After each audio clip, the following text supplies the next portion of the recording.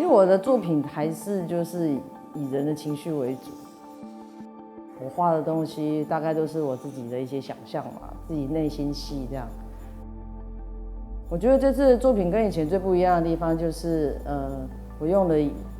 除了就是这样子的图、这样子的那个绘画方式以外，我还有加一个就是把它磨掉的那个过程。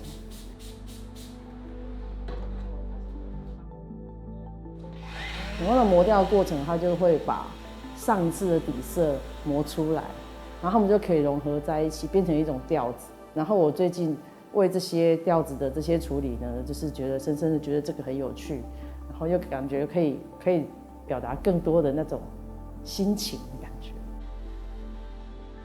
所以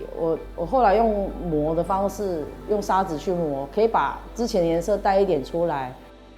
我就发现好像可以做出一点像是素描涂抹的那种感觉，跟把那个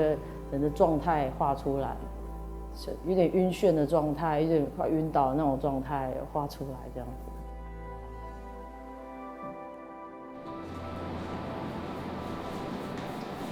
我觉得我在画这些圈圈的时候，我就是觉得我特别想要把一种时间的感觉传达出来，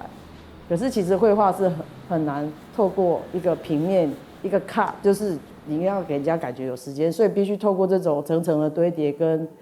当下的感受。其实我常常很羡慕人家可以作为一个作家，因为他可以用文字把他的情绪表达出来，然后我就觉得，如果我也可以用画画的方式把情绪表达出来，是不是也可以有一点接近那种状态？所以我也是在做这种练习的。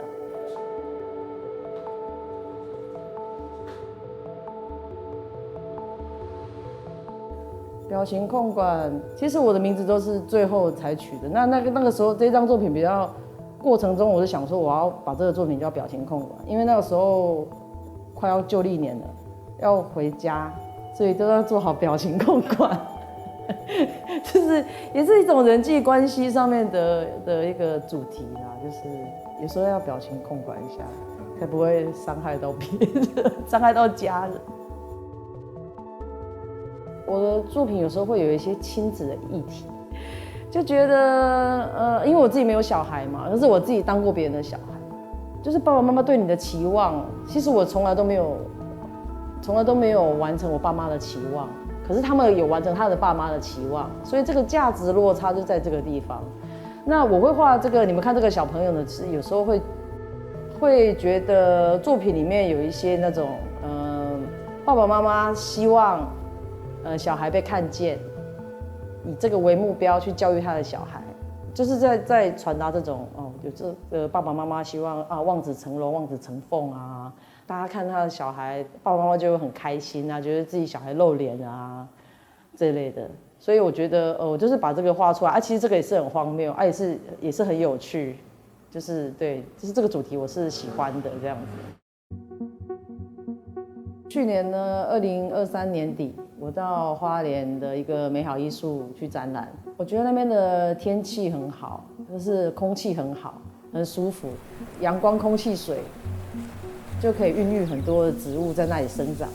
然后我朋友他们又会自己做菜，然后就是每一餐都是很美味可口这样子，就觉得哇，好羡慕他们的生活形态哦。然后就是你做菜做一做需要什么，就是去菜园拿进来采收，马上就可以煮。我觉得这种生活形态是我觉得我内心是很向往的。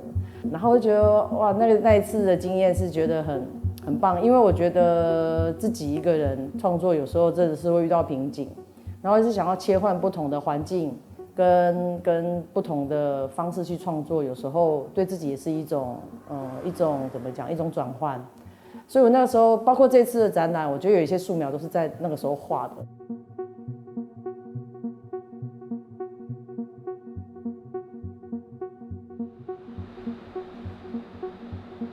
一开始我是因为透过素描去简化我的作品，所以导致大家觉得我东西有点像卡漫。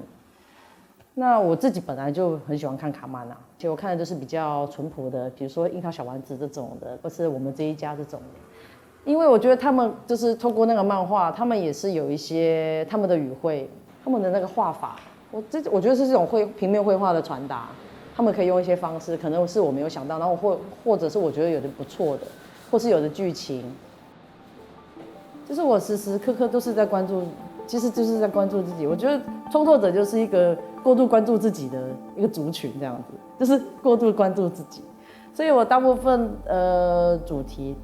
就是都会去想这些，比如说在路上有时候也看到一个没有生命的东西，一台车或什么，你也去想它好像有个表情，其实那也都是自己想要去投射，看到什么都想要投射，所以就是过度投射的结果。我的东西就大概都是这些角度。